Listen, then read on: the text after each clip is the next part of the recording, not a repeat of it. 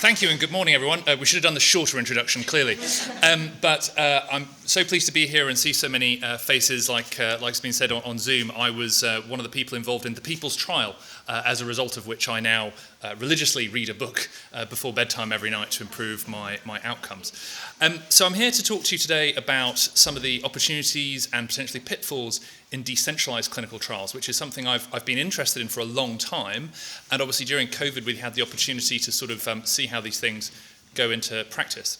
And before I start though, I want to disclose my conflicts of interest, and there's a range here of drug companies, of digital health companies, of CROs. The ones that are underlined have got particular expertise in decentralized trials, and so might have relevance here.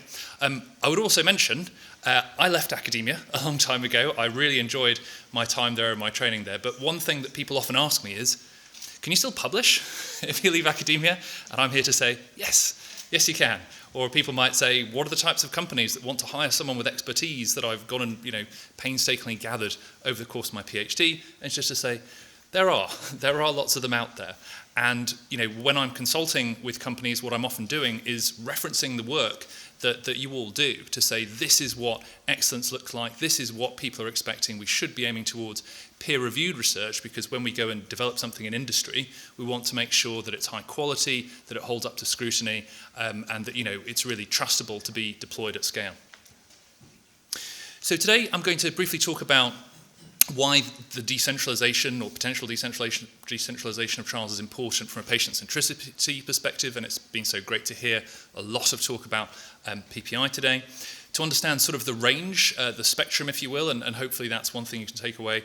And then we're going to share some of the potential pitfalls and some of the learnings that we've had over this period of time. So before I do that, though, I'd like you to consider a job offer I have for you for next week. Okay, so think of how busy you are next week. What have you got on? You've got kids' activities, got some holiday time, some family time. Okay. So I would like you to do some unpaid work for me, if you don't mind. What I would like you to do, I'd like you to travel some long distances for me. Maybe could you get over to Dublin every Friday at about 9 o'clock for me? And I'm going to do all sorts of nasty things to you. We're going to stick needles in some sensitive places, and we're going to repeat a lot of the stuff that you already had during your diagnostic workup, because as it turns out, we didn't actually keep any of the data properly from that. So we're going to run you through the whole mill of things that you don't really want to go through. You may well be on a really carefully balanced medication plan that you spent ages working out. Sorry, we needed to wash off that, actually, because we're doing a scientific experiment here. And we're going to give you a bunch of questionnaires. We're going to give you so many questionnaires, you won't know what to do with yourself, even to ask a simple thing about, well, how well can you do the shopping? That's going to be a 40-item questionnaire, just to be clear, right? And you're going to find it a little impersonal. You're welcome to take the bus or the train, or you can walk, but, don't expect us to get you an Uber, right? After all, we're on, a small grant here. And when you submit your receipts, you should expect to get paid between 90 days and 12 months after you've submitted them. I know you've got kids and relatives and pets and cats and stuff. Tough. Figure it out. About half of you are going to go through all this just to be the placebo arm. We don't really understand what placebo is. It's this weird little magic thing. But as a result, you're actually not going to potentially get access to this new and innovative technology. But the good news is, when it's all done in a few years' time, the results will be locked behind a paywall, and you could pay $35 to read it. Would you take this job? Would you take this job if you were sick? Why are we surprised when we struggle to recruit people into trials? Sick people are just people, right? They have so many other responsibilities made much worse by the conditions they have. And so much of what we have assumed in clinical trial protocol development sadly doesn't take that humanistic element into account. It's like we haven't really made the leap when we go from the animal studies to the human studies, that there's a big leap there in terms of what that really involves, particularly in a more complex environment in which we now live. So the potential to address some of this has been floated as decentralization of trials. And it's important to say decentralization doesn't refer to just one particular approach, okay? So at the most extreme end, you could have something which is fully decentralized, where all of the procedures in a trial are done virtually. Now, this is probably most easily observable in studies where the intervention itself is purely digital. So a digital therapeutic, like say cognitive behavioral therapy for anxiety, that's going to be deployed to tens of thousands of people. You would recruit everybody online, maybe through Facebook ads and non-profit groups and things like that. The technology would be deployed remotely. You may well have interviews with psychologists or psychiatrists over Zoom and Skype, but there's never a time when you're coming into a site. Conversely, the fully centralized hospital site-based studies that we're more used to would be the sort of fully centralized. And where, to spoiler alert to the ending, where most of this is going is to hybrid. Okay, it is mostly the combination of high tech and high touch that seems to be leading to the better outcomes, and I'll show you a couple of examples here. And it's important to sort of calibrate that, because when you hear some of the hype was sort of, thinking about this magical Star Trek universe where everything works seamlessly and interoperability and, nothing ever goes wrong and everyone has full internet connection. I think we now know that most of us don't live in that world, and so probably a hybrid approach is where we want to go. So one of the things I try and do with my clients is not just to say, this is going spectacularly well, look at how clever we all are, because I tend not to find that credible, and it's also not very interesting. When you go to a website and all the case studies say, we were 97% successful at everything. Okay, it's a bit boring. That's what everybody says, right? Whereas if you go, actually, here's all the things that are tough about this, there's probably more value in this. And so one of the organizations I work with, Thread Research, which does a lot of work around decentralized clinical trials, actually from an internal point of view, was getting slightly frustrated. There was a quote from Scott Gottlieb from the FDA about how decentralization was going to potentially solve these massive issues we have of diversity, equity, and inclusion in clinical trials. And yet the people actually at the sharp end implementing this were going, I'm not sure that's true. So we wanted to point out some of the issues there. So for example, when you look at, say, scheduling things in the real world, that can be quite complex. You're phoning people up and leaving voicemails, and there's little post-it notes everywhere. So in theory, on the digital side, that being much more dynamic, having reminders, making it more like you're booking a restaurant at OpenTable, and you can, text them last minute if you're not going to make it, right? So it doesn't turn up as a DNA and that slot can go to someone else. I think in theory, that can all work together a lot better and more harmoniously. So there are many elements throughout this process where technology, as we heard earlier today, could certainly play a role. And one of the reasons why I think more attention has been put on it is because the regulators were talking about this, right? So whenever I talk to my customers and I want to get them interested in something, I have to think, well, what are my customers' customers? Who are they scared of annoying? Who are they scared of disappointing?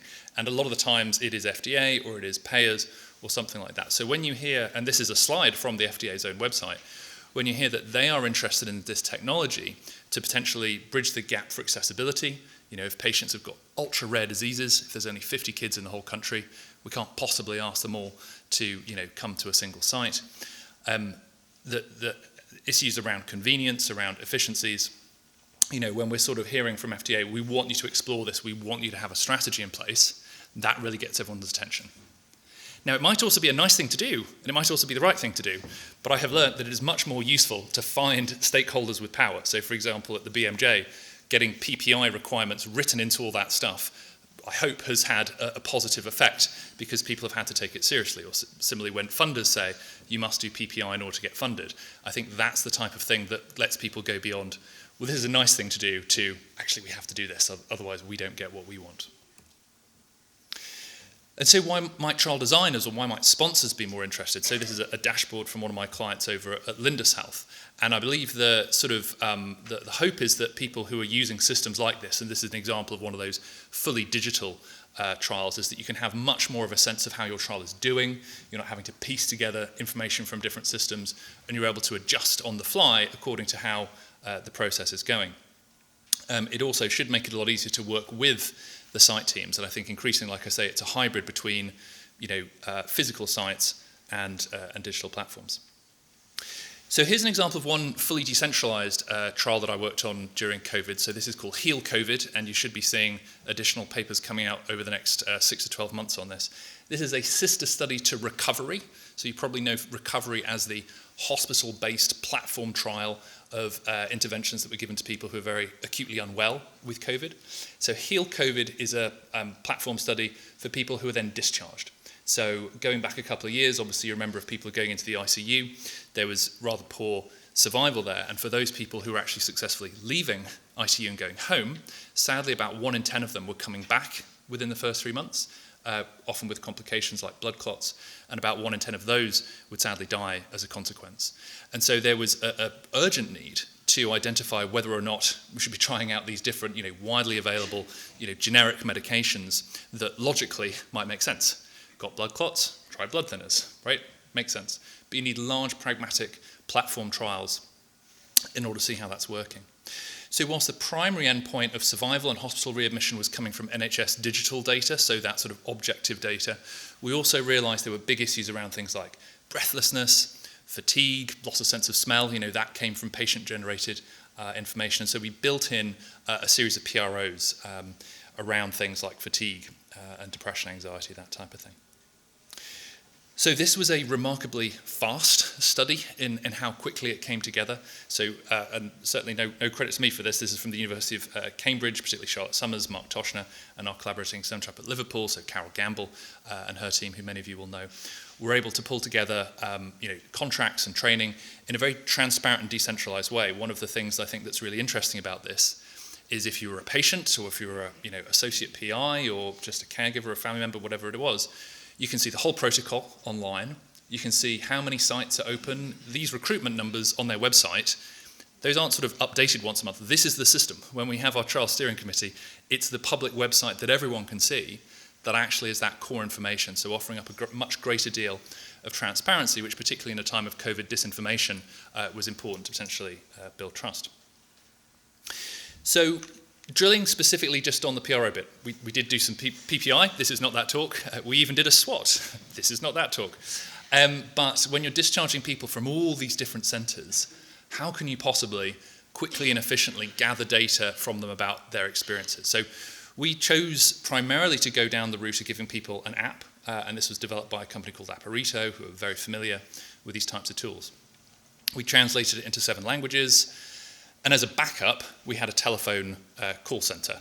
Well, I say telephone call centre. His name's Joe. And just to sort of show you the different ways in which this data could be gathered, on the one hand, this was the self-reported data over here on the left, so the types of checkboxes that you might expect for an EQ5D. And we used the same system for a telephone interview so that somebody could call up if they wanted to. So we were expecting the vast majority of people to use the app.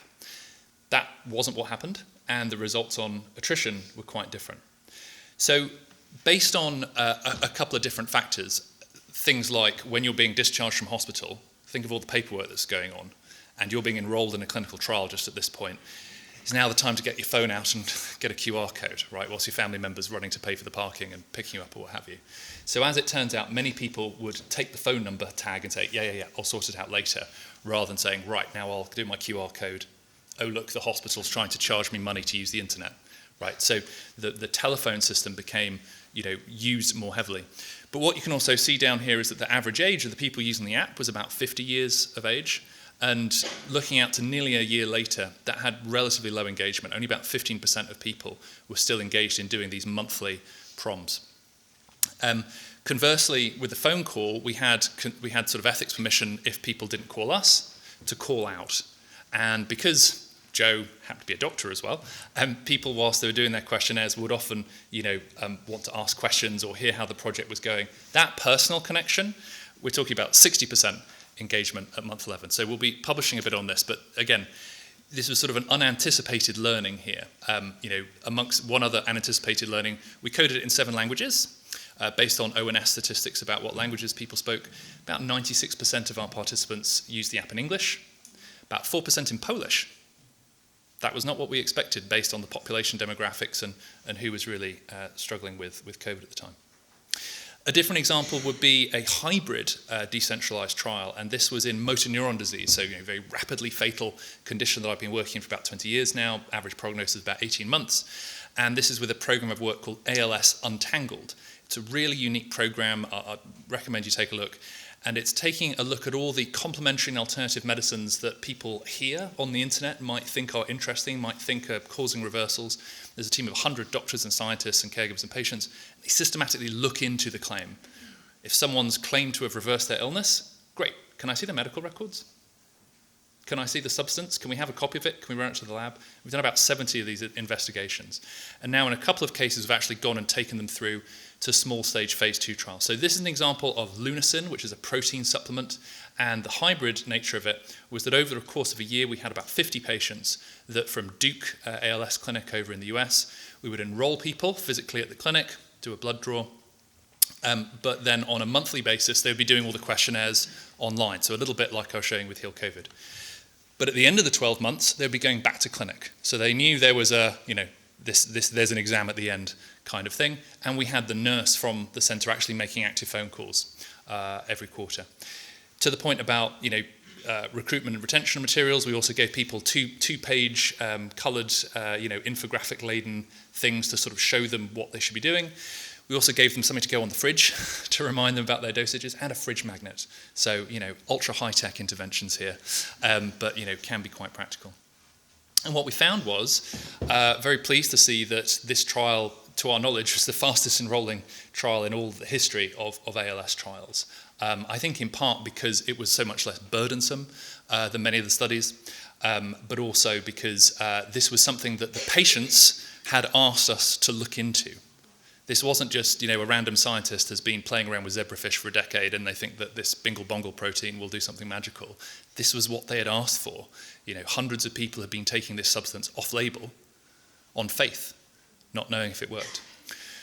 One other point that we did was we put the protocol online and we said, right, we're going to enroll 50 patients and they'll get the substance for free and we'll do blood tests. But if you want to play along at home, without being formally part of the trial, you could follow along the protocol at home because we had more demand that we could fit. And I had thought these highly motivated self-testing people would also be highly adherent and give us tons of data and that we could add it to the analysis. As it turns out, this orange line here is showing relative to, this is pretty good engagement for people who are progressively, losing their function, down to about 60% compliance at month 12. Really the sort of play along at home group by month 2, by month 3, they're not really putting in the data anywhere near as diligently as someone who's in a more formal, structured process, expecting to see the doctor, expecting to get a call from the nurses. So although it seems a good idea sort of on face value, I probably would not do a play along at home again. So in conclusion then, I think we've articulated this more clearly in this sort of paper here, but it's not the technology that really accelerates this. It's the integration of the people and the technology. And that whilst many people who advocate for this are techno enthusiasts and they have Apple Watches and gadgets and things like that, oftentimes we're just shifting all the work that has to be done from sites to families and their homes. And there's a lot to sort of do here. In the future, I think we're going to see a lot more interrogation of AI technologies, to look for equity in measurement, so devices that, for example, don't rely on pigmented areas of skin, so your eardrum is not pigmented, for example, so we can go and get measurements from there. And of course, bubbling around in the background are these LLM things, these ChatGPT things that could seem very empathetic, could be very personalized, and perhaps there's an opportunity, if done ethically and soundly, to scale that perception that, there's someone at the end of the phone who wants to look after me, someone who wants to, make sure I'm doing the right thing, but in a way that we can actually deliver that for millions of people, probably escalating appropriately to human professionals where we can, but enabling us to really run these things at greater scale. Thank you.